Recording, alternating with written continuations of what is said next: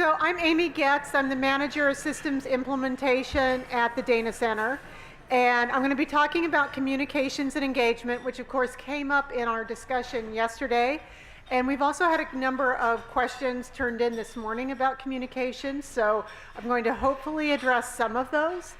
You're not going to get everything you need in this 30-minute session, but hopefully you'll walk away with some ideas. And also this can be something where we can have some continued back and forth over the next few months about your needs around communications and what kind of supports there are out there. So there are a number of people in the room who have heard me speak on this several times, and I apologize for the parts that will be repeats. I promise there are a few new things in there, so bear with me for those of you who probably could give this presentation as well as I could. So first of all, I just want to say that the fact that this issue came up so quickly yesterday really pleased me, because often we see people don't think about communications early on. So glad to see many of you are already anticipating this as part of the work. And that's one of the key messages, is that you need to think about communications and engagement early and often, and you have to make a real investment in it. And I don't just mean like investment in terms of money, but investment in terms of time. And that's a challenge, because you're working on all of this other stuff. You're trying to solve problems, and now you've got to find time to go talk about it and tell people. That's difficult, but you will not regret investing that time early and continuously through this process. It will pay off. So first of all, I just want to talk a little bit about why we say both communications and engagement. For many people, when they hear the word communications, they tend to think of it as just disseminating information. Now, it could, of course, mean much more than that, but that's often the way it's interpreted. So if we're thinking about the dissemination of information, that's really good for building awareness. Engagement, though, encourages people to interact with information. It brings them into the process, and it can help build ownership if it's done well. And that's what you really need to do. So both of these have important purposes, and there are different strategies associated with each. It's very important that you think about both. So this is kind of just basics. What do you want to think about when you're thinking about what you're communicating or engaging people around? So there are just some basic questions. Who needs to know the information? What do they need to know specifically? When do they need to know it? You can really mess up communications by giving information at the wrong time. For example, this is just a logistics issue, but if you need to get some information out to university faculty, don't do it at the end of the term. Not a good time. Who should the information come from? This is a tricky question. Sometimes if you are teaching or trying to reach a certain stakeholder group, you want it to come from an authority. It may be some information where they need to know that the authorities are behind, whether that's the agency or their administrators or whoever they look to, that that group is behind this idea. But sometimes it needs to come from colleagues. It needs to come from people within their field, their peers that they respect. Sometimes it needs to come from professional associations. So think carefully, what are the right levers in this outreach? And then what are the best ways to get the information out to them? So one thing, I didn't include this in a slide, and as I was listening to different discussions, it kind of occurred to me this is something we should talk a little bit about, is there's a whole issue of messaging around this. Is often we know what it is we want to say, but we don't really know how to say it, and that's what messaging gets to. So when you're thinking about your messaging, someone brought up yesterday the idea of the storytelling. Tell the story. And that's where you need to think about your audience. What really matters to that audience? So if it's something where you're talking to people within institutions and there's actually something they have to go do, or this is going to impact their work, one thing that's important to them is, are you about to make my job harder? So think about it from that point. How could you actually frame things to help people understand this will actually help them do their job? How could you help make that easier for them to do their job with the information that you're giving them? It might be about what are their greatest concerns or what are their greatest hopes. And the key that crosses all of the different groups you're trying to communicate is that we care about students. So you've been working on a problem statement. That's actually probably one of the first things you need to be thinking about for messaging, is you're going to have to go out and make the case to people that they should be involved in a steering committee or a task force.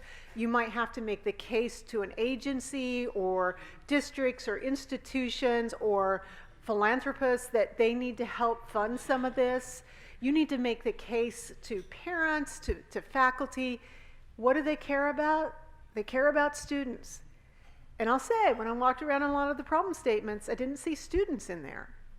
So somehow at some point, and I understand that, it's not a criticism because that's where you're at. You have to start where your thinking is. But as you start to refine your problem statement, you need something in there that says something about, this is important for students because, and this is the evidence that we have that we need to do this. And then you always want that hopeful thing in there too. And this is what it will look like. And not that that needs to be a big long thing. In fact, you probably want to keep it fairly short, but you need to communicate to people around what they care about. So think about, in general, as you're working on your messaging all the time, is what's the thing that will get this audience interested, engaged, and invested? Okay, so let's talk about what engagement means. So there are different types of engagement, different types of strategies engage people in different ways. So there might be a number of things that you want to engage people to do. You might want them to process information. So you don't want to just send out a newsletter or an email. But you also don't want to just say, well, maybe you should form a group and discuss this, because that, again, is not making their job easier. So you might send out something to, let's say, department chairs or math coordinators at districts or principals and say, we would really like you to, at a faculty meeting or a department meeting or some event, discuss some of these key points with your faculty, your teachers, whoever the group is. You might give them some discussion questions. You might give them something short that they could hand out and read first, and then the discussion could be about that. You're helping the people do what you want them to do and helping them process what the information is. If you want them to take action, tell them and be specific. So often I feel like I get an email and I'm pretty sure they want me to do something, but I'm not quite sure what it is. Just be direct. And that you don't obviously want to sound like it's a command, but just say specifically, this is the action we're asking you to take.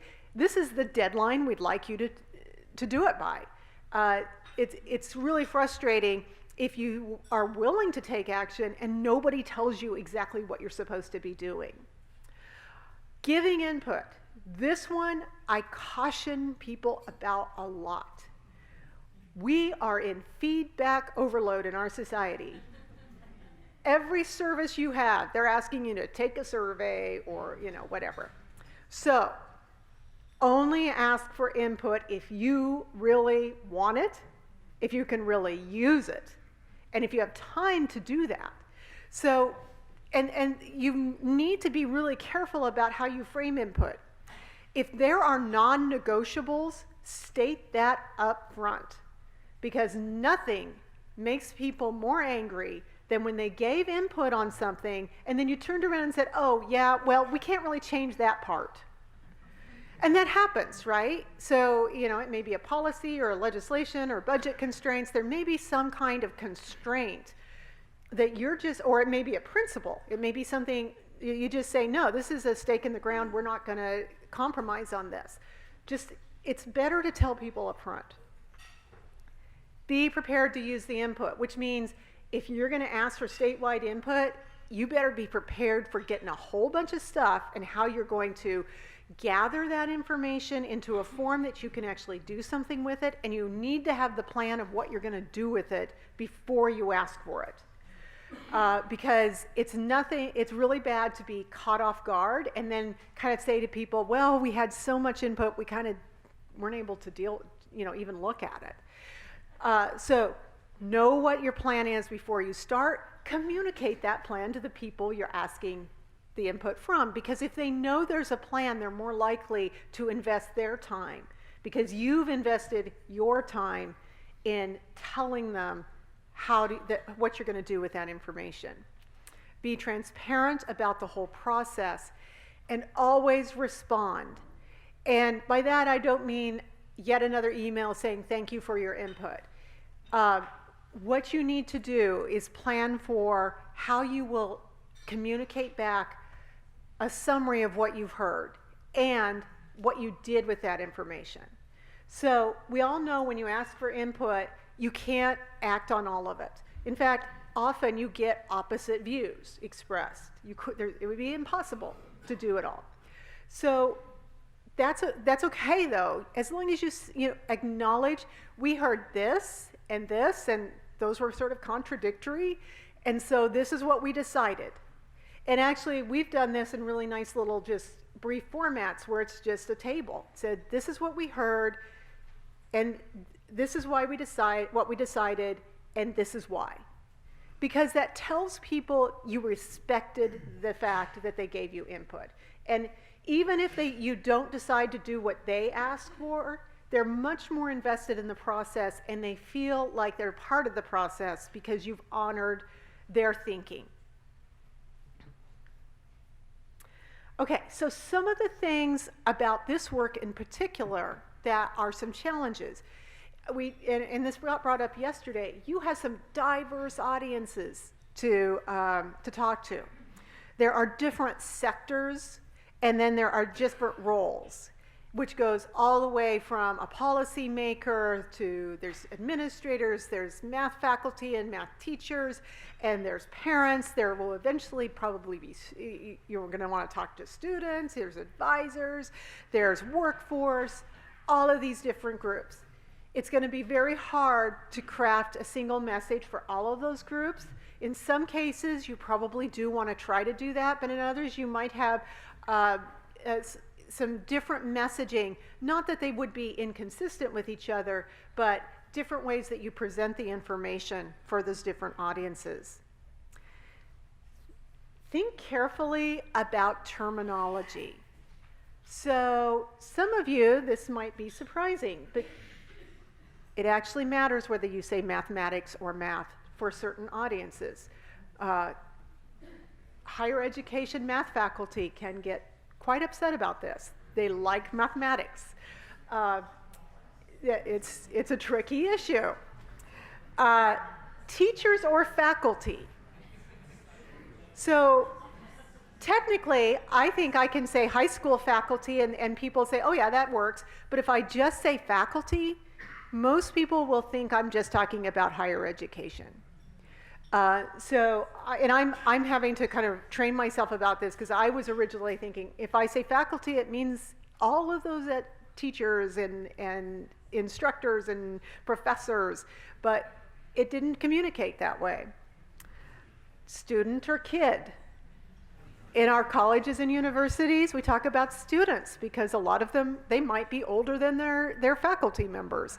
So we don't talk about kids, but the K-12 system often does. So these are just language issues. Other things have different nuances. Just think about whether you say college, university, higher education, or post-secondary.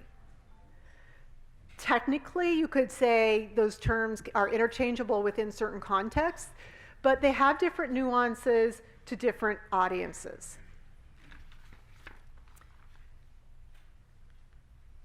Sometimes the same word has different meanings in different sectors. So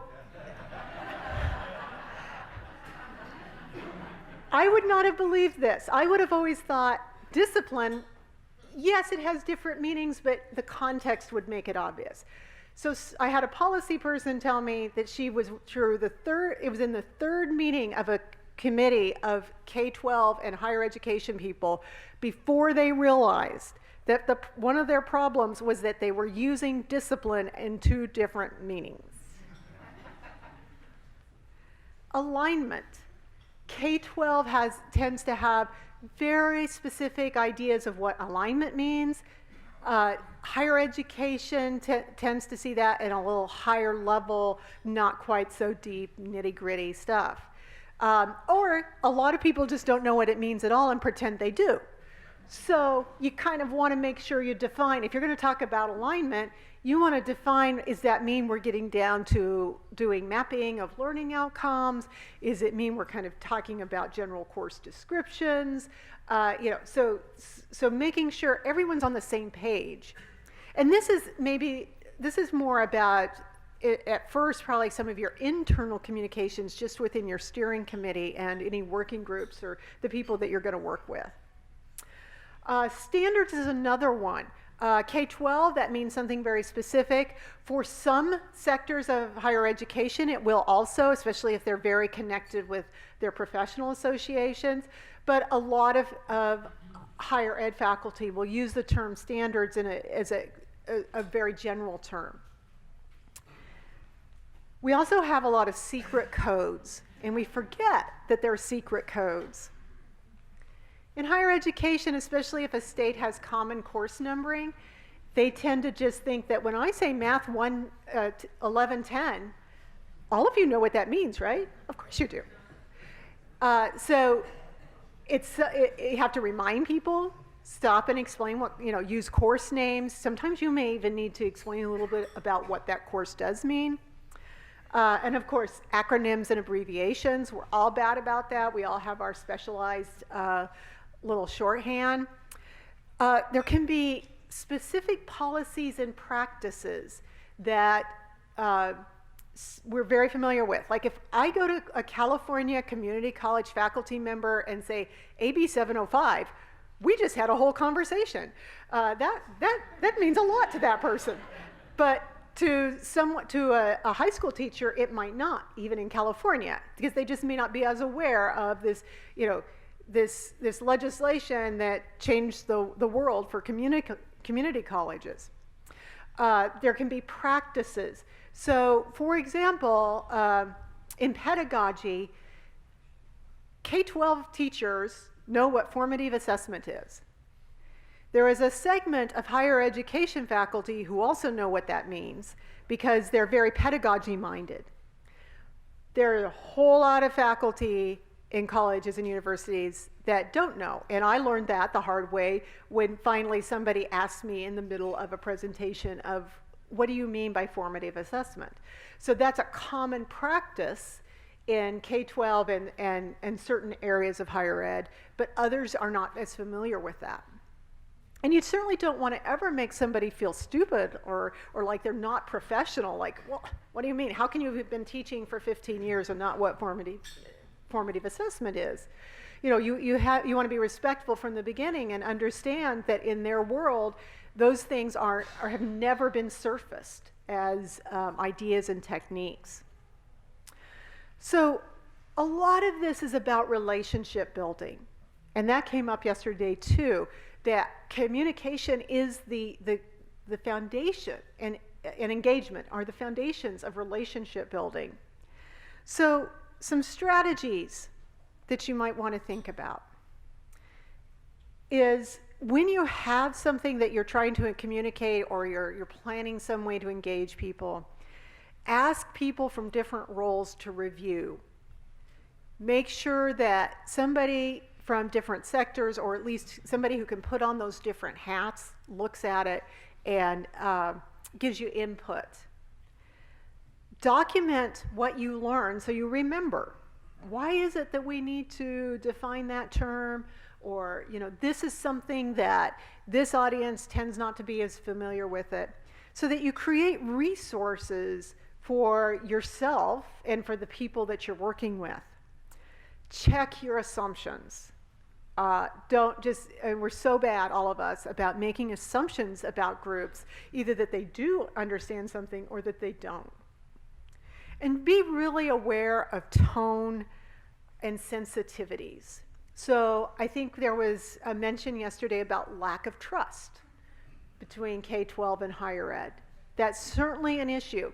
And because of that sensitivity, something that could be completely innocuous in another context can be taken to be highly offensive if it sounds like, oh, there goes the higher ed people telling us what to do or blaming us or something like that. So just being really aware of what those sensitivities are and watching. There are also some, trigger words. Doug was joking this morning about the standards that shall not be named, but, there are audiences where you're not going to mention the Common Core standards. So watch out for those things as well. Specifically on some of the questions that were raised by teams, there was a question on how to keep outside parties patient and supportive in process. And as we heard from Jim this morning, these processes, we shouldn't expect that this is like a 6-month project or a year-long project. This is long-term work.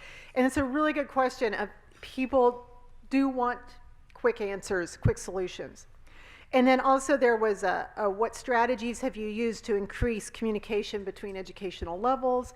And then also, you have a huge audience. You have a lot of districts. You have a lot of colleges, a lot of universities. How do you even manage to engage all of them without having a meeting that looks like this all the time, which of course isn't useful for anyone, and it isn't possible. So a couple things here. One thing you can do if you have this broad constituency with all these different districts, entities, institutions that you need to communicate with them early. Ask them to identify 1 or 2 liaisons who will be the contacts for communication. And then have a real strategy to regularly have communications going out to those folks, and then finding opportunities for engagement.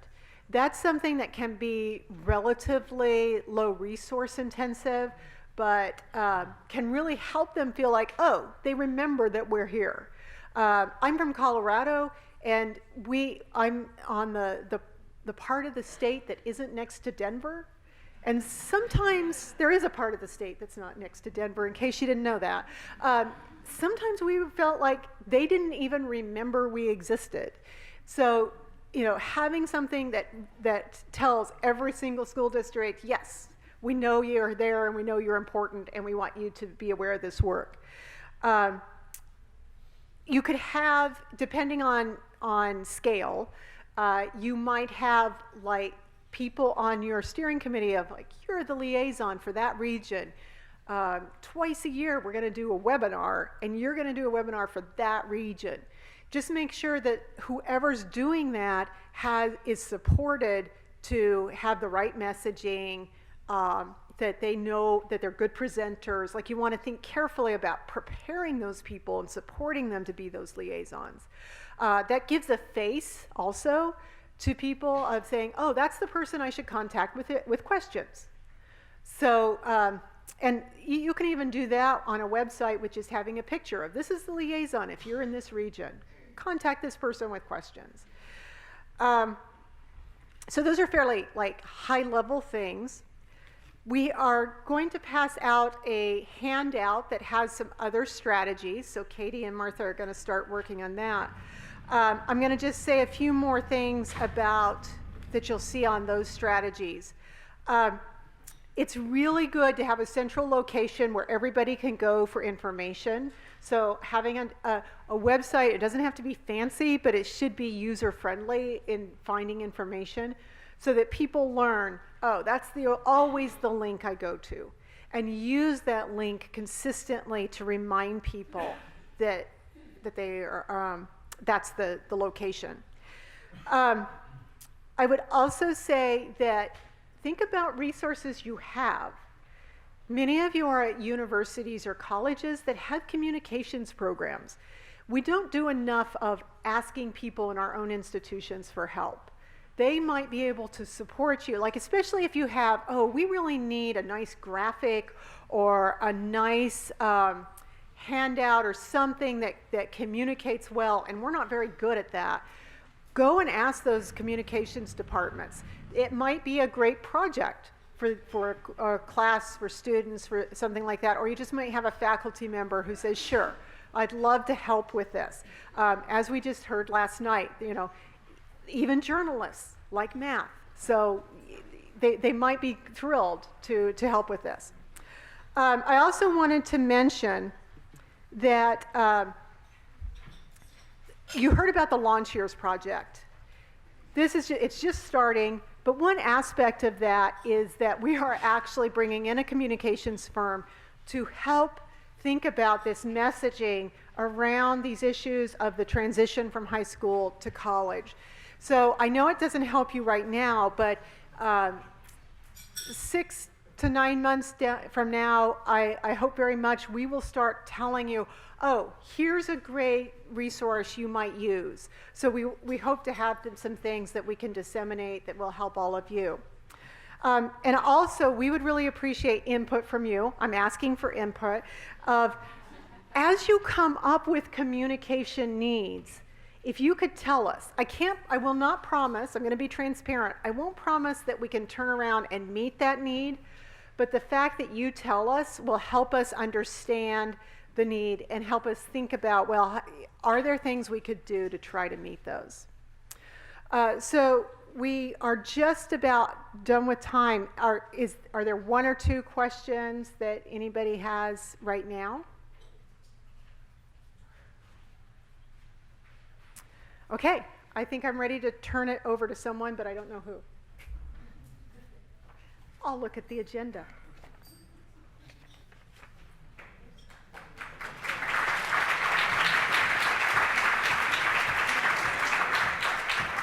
Katie. I was going to guess you, but I didn't want to make an assumption. Right. Okay, we're coming up on the end of the forum. We have just a few things left to do. Let's see. Okay, so just to do a little processing, I know it's after lunch, you're gonna need to get up and move here in a minute, and we will let you do that for sure. But just to go through a little bit, you guys did a parking lot earlier of questions that you had about this whole process. What would you ask someone who's got experience with this process? So I thought you might like to see some of the results of that. There were some big patterns that came out in the questions you had. Some of them, we have answers for you, and we are gonna get them right out to you. Some of them are very dependent on context, right? So maybe we can provide some examples, but we probably can't answer the question for you. We can give you some guidance on how other people have approached. Some of them we're really gonna have to figure out as we move forward, right? So there's different levels of questions, but I thought you might like to just see the high-level questions that people had. So the biggest stack of Post-its was about who to have on the task force. There were some great questions about, do we include students, K-12 and higher ed students?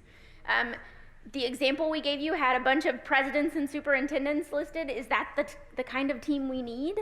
Well, that really depends on your state. Who do you think is going to have the most influence? In some cases, that works, and in some cases, that's overkill, and maybe not the people who are going to really do the work, right? So all of those things are pretty dependent. I loved that there was a question on how do we ensure there's diversity. I think that's an incredible thing to think about as you're creating your lists. really thinking forward, someone asked, who are we likely to overlook, right? If we're thinking about someone who's had experience with this, maybe that's one of those things, who did you not invite that we should make sure we invite, kind of lessons learned. And then there were a couple of just statements that this has to be more than the math department that I thought was really great, something to recognize as you're thinking about who to invite. These kinds of questions we can get you some input on pretty quickly, I think. There's a document in the file. Remember I pointed out earlier, there's a document about identifying task force members, so that might help you some, but we can get you some more specifics on this, I think. The next thing was, how do we effectively run the task force meeting? So how many meetings do we have? What's the timing of meetings? There were lots of questions about, if I do it during the summer, a lot of the faculty are off, right? Faculty at both higher ed and K-12. So how do we deal with that? Does it matter if we have consistent participation? What if somebody starts and then drops off? What do we do with that kind of thing? Do virtual meetings work in this kind of situation? I can tell you right now, I think a balance of in-person and virtual works fantastically for these meetings. I maybe wouldn't start with the virtual if you can help it, but once you get started, it's great to have virtual meetings. You do not have to meet in person all the time. And then another question, how do we get the supports that are needed? How do we make sure people have time to attend and are funded to attend if we have in-person meetings? Those are great questions that we're really glad that you're thinking about. There were a lot of questions about successes, right? What did you do that made this successful? There were a lot of questions about what did you do that you would do differently next time? What's the challenges that you faced? What are the challenges that you faced? What are the political pitfalls, right? So these are things that we can gather some information for you on, and we'll continue to talk about throughout the process. There was a stack about building trust. How do we actually get consensus? How do we get there? How do we build or repair trust? And how do you make sure everybody feels like they're part of this and not just an additional kind of body? How do we make sure that we have influence, right? How do we get buy-in or support or make sure we're influencing all the stakeholders? And the stakeholders that you guys listed were vast. Some people were very worried about superintendents and state leaders and politicians, and some people were very worried about teachers and faculty. So again, all really great questions. There was a few questions about just what is your role, right? So I spoke to a lot of your teams about the question of who are the decision makers? What is your role as the leadership team? And you guys have to really put the nail in that yourselves, but you need to know that you were brought together for a reason, right? A big part of what we looked at in applications were who has a team that we feel like can really make influence, and it's you guys. So you guys, I want you to feel like you have the power. And you also need to think about who do you need on your side, right? So all of those state agencies and boards and things like that that run things in your community, think about Amy's message about communication and engagement and how to get them on your side. And last but not least, where's the funding for this work? There were lots of questions about where's the funding for this work, and that is definitely something that we're interested in talking with you about, what options you have, what you know about in your state, and if there's things that we can help you with. Not a question that we can obviously answer for you, but we're happy to work with you on that. But I thought it would be interesting that you might like to see kind of the breadth of the questions that we got. So again, some of them will get you information about as soon as possible, especially that creating the task force, because those are really pressing needs. Others we'll address as we move forward, and if you have any specific questions, you can always send them to us. All right, so your brains are probably full and tired, and you're probably thinking about, oh, okay, it's the afternoon on Tuesday, where are we going from here? So what I want to do, we have on the agenda from 1:10 to 2:10, I think, time for you to do some action planning. So you guys have been thinking a lot about your objective 1 and 2. You're probably thinking about where are we going to go from here.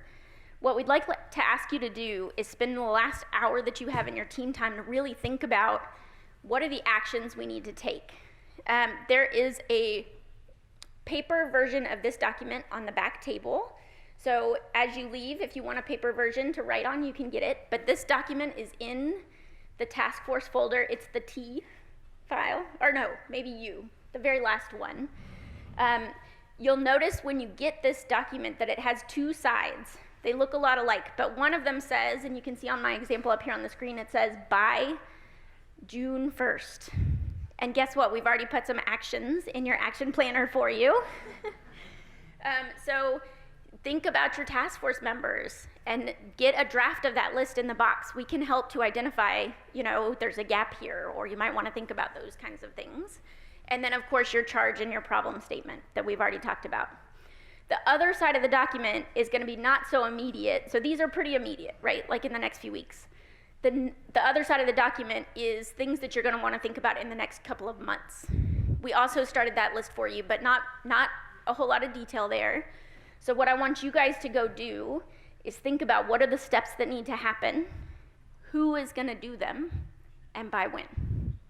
Okay, so I know you have a lot going on in your brain, but try to focus on, we're about to leave here, what needs to happen in the next 3 weeks and then in the next few months. Okay? Just to remind you, deliverables, we gave you 3 deliverables earlier. I'm adding just the orange one is just that action planner. Whatever you decide before the end of the day, if you can get us a copy of that, that'd be great, just so we know what direction you're going. So you've got the folder to upload to for your state leader, and you've got time to go plan. We're gonna start back in here with the closing at 2:15, but you've got time to work in your groups in your breakout rooms until then. Thanks, you guys.